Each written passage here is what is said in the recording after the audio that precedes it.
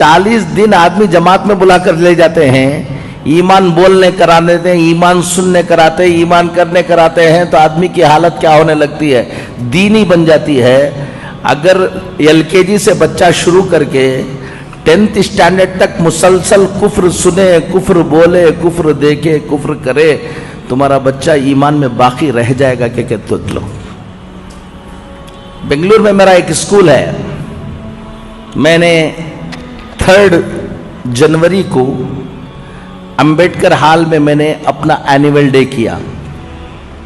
उससे पहले उस एनुअल डे की तैयारी के लिए हॉल को इंस्पेक्शन करने के लिए 2 दिन गया। उससे पहले 2 दिन पहले 2 तारीख को भी एक स्कूल का फंक्शन हो रहा था, एनुअल डे हो रहा था। 1 तारीख को भी एक स्कूल का एनुअल डे हो रहा था। मैं देखने के लिए अंदर गया, 90% मुसलमान बच्चे बुर्का ओढ़कर ऑडियंस अपने बच्चों को देखने के लिए आए हैं, और वहां पर पूजा कर रहे हैं बच्चे, और हमारे पेरेंट तालियां मार रहे हैं। वो स्कूल वाले करा रहे हैं, वो उसको बात छोड़ दो, स्कूल भी मुसलमानों की स्कूल है। स्कूल भी किसकी है? मुसलमानों की स्कूल है। और ऑडियंस ऐसा लग रहा था कि जुमा हो रहा है वहां पर। सब टोपियां पहन ले कोई बैठे हुए थे, सब बुरखे पहन लेकर बैठे हुए थे। वो बुरखे भी पहन लेकर बैठे हुए थे जिसमें नाखून भी ना दिखे, लेकिन उनके बच्चे पूजा कर रहे हैं और क्या मार रहे हैं। अब सोच लो कि ये हालत होगी तो 10-12 साल के बाद इस मुल्क के अंदर हालात क्या होने वाले हैं। हम कह रहे हैं कि व्हाट्सएप पे डालते हैं, फलां बच्ची क्या कर रही है, रजिस्टर मैरिज हो जा रही, कुछ देखो। ये तो अभी बारिश से पहले की जो रिमझिम झड़ी जिसे बोलते हैं वो है। 12 साल के बाद अभी ये सिलेबस पूरा ये होने के बाद जो तुम्हारे मोहल्लों में, तुम्हारे घरों में होगा, तुम अंदाजा नहीं लगा पाओगे। एक बात आप सबको मैं बताता हूं, आज 2 बातें आपको बताकर जाऊंगा। अल्लाह ताला हमको समझ की तौफीक नसीब फरमाए। खुद अपनी नस्ल की फिक्र करो, अपने बच्चों की फिक्र करो, डॉक्टर बनो। मैं 56 स्कूल चलाता हूं अल्हम्दुलिल्लाह पूरे हिंदुस्तान में,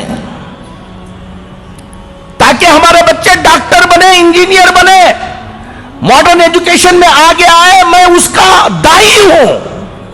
मैं कह रहा हूं आपको, सिर्फ डॉक्टर, सिर्फ इंजीनियर ये तुम्हारी फिक्र है तो याद रख लेना, डॉक्टर तो उन्हें बन जाएगा, ईमान में बाकी नहीं रहेगा, खून के आंसू रोना पड़ेगा।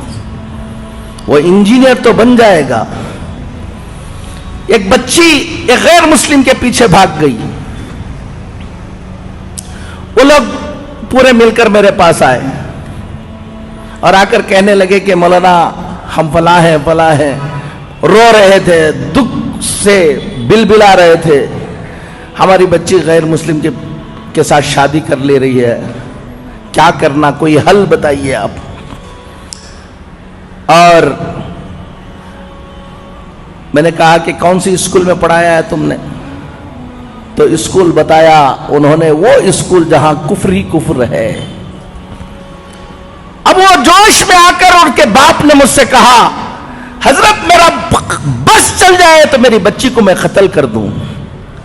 मैंने उससे कहा, तेरा बस चल नहीं रहा इसलिए कत्ल नहीं कर रहे, तेरा बस चला तो तुम उसको कत्ल कर देते हो बोल रहे हो। मैं एक बात बताऊं तुमको, मेरा बस चलता तो तुमको कत्ल कर देता था मैं। वो बच्ची की गलती नहीं है। अगर आज से 10 साल पहले, 12 साल पहले, 15 साल पहले अगर तुमको आकर मैं कहता उस स्कूल में, जिस स्कूल में जा रहे हो उसका जहन ये बनने वाला है, तुम ख्याल करो कि ऐसी स्कूल में दाखिला करो जहां उसका क्या रहे, ईमान बाकी रहे, तो तुम मौलाना को कहते कि मौलाना आप बैकवर्ड हैं। तुम बहुत फॉरवर्ड बन रहे थे ना, ले लो। आपको बता रहा हूं, दीनदार घरों के बच्चे ईमान में बाकी रहना। अलीगढ़ गया था मैं, حضرت مولانا حکیم کلیم صاحب دامت برکاتہم اللہ ان کی عمر کو دراز فرمائے، وہاں گیا، وہاں بیٹھا ہوا تھا، ایک صاحب آئے بڑے دیندار، کہا کہ حضرت آپ کو یہاں سے جانے کے وقت ایک آدھا گھنٹے کے لیے ہمارے گھر آنا ہے۔ کہا کیا بات ہے؟ ایک لڑکی غیر مسلم ہو گئی ہے، بہت دن، وہ جا کے دوسرے سے کیا ہو گئی ہے، شادی ہو گئی، بہت دنوں کے بعد سمجھانے کے بعد 2 سال کے بعد اس کو بلا کے لے کر آئے، آپ کی زبان سے کچھ بول دیں گے تو انشاءاللہ۔ ہمارے گھر میں ہمیشہ اجتماع ہوتا ہے، سب ہوتا ہے، اس بچی کو بلا کے لے آئے۔ میں سمجھا ہمیشہ گھر میں اجتماع ہوتا ہے، سب ہوتا ہے، تو کسی اور کی بچی ہوگی، بلا کے لے آئے ہوں گے۔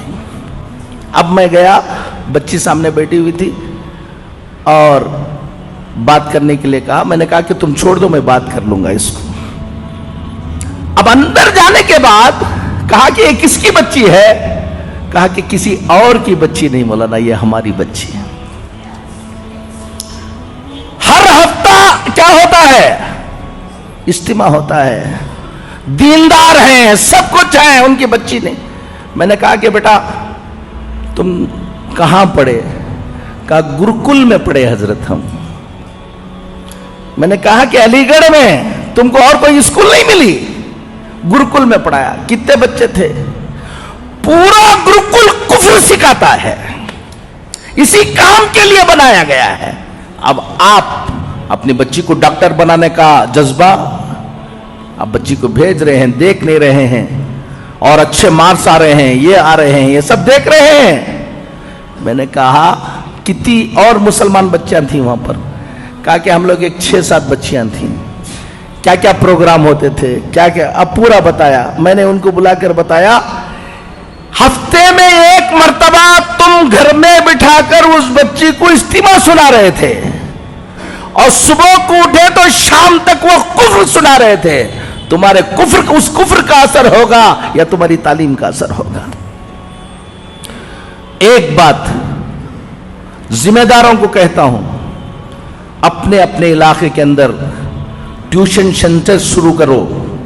بچے اسکولوں کو جائیں، ٹیوشن کو آئیں، اور ٹیوشن کو آ کر جو ٹیوشن پڑھانے کے وقت جو کتابوں کے اندر کفر لکھا ہوا ہے، ٹیوشن بھی پڑھائیں اور کفر کو کلیریفائی بھی کرے ہمارے ٹیچرز۔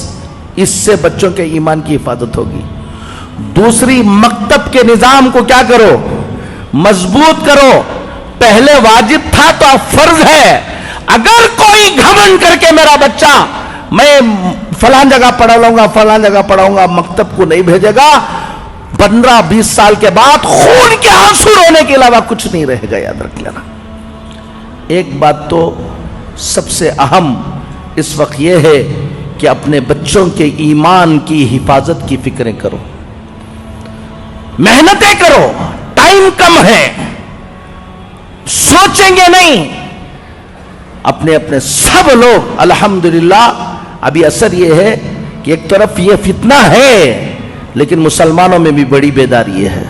ہم پورے ہندوستان میں جاتے ہیں، ہر مسلمان چاہتا ہے کہ کچھ نہ کچھ ہم دین کے لیے کریں۔ خاموشی کے ساتھ کام کرنے والوں کی ایک بڑی تعداد ابھی پیدا ہو گئی، جو کیا کر رہے ہیں؟ کام کر رہے ہیں۔ آپ کو بھی، نوجوانوں کو کہتا ہوں، سب کو کہتا ہوں، اپنا وقت اور اپنا پیسہ، اپنی دولت، تھوڑا سا پیٹ پر پتھر باندھ لو، لیکن اپنی اس آنے والی نسل کی حفاظت کی محنت میں لگاؤ۔ ہمارے بچے جو بڑے بچے ہیں، نوجوان بچے ہیں، کالجوں میں پڑھ رہے ہیں، یہ کر رہے ہیں، ہر دن 1-2-2.5 گھنٹہ دو شام کا وقت کہ بچوں کو جمع کر کے ٹیوشن تم چلاؤ، چلا کر ان کو اچھا پڑھاؤ اور کفر شرک کی پہچان ان کو بناؤ۔ اگر تم 1-2 گھنٹے اپنے ان ملت کی حفاظت کے لیے نہیں دے سکتے تو کہیں چائے پی لے کر قوم کی حالت پر گفتگو کرنے کا تم کو کوئی حق نہیں ہے۔ تیار بیٹھو تباہی و بربادی کے لیے۔